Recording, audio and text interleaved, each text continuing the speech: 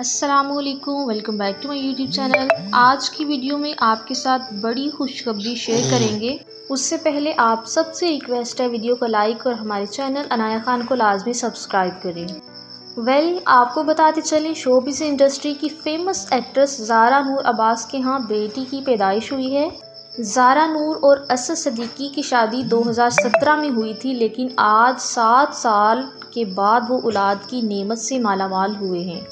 ज़ारा नूर अब्बास ने उर्वा और फरहान की बेटी से इंस्पायर्ड होकर अपनी बेटी का नाम नूरे जहां रखा है। नूरे जहां को आप तस्वीर में देख सकते हैं, कितनी क्यूट सी नूरे जहां है। नूरे जहां असद और ज़ारा का मिक्सचर है। आपको नूरे जहां कैसी लगी कमेंट सेक्शन में लाजमी बताइएगा। और आप सबसे रिक्वेस्ट है, वीडियो को लाइक और हमारे चैनल को लाजमी सब्सक्राइब कीजिएगा। मिलते हैं किसी और अच्छी और इन्फॉर्मेटिव वीडियो के साथ, तब तक के लिए बाय बाय।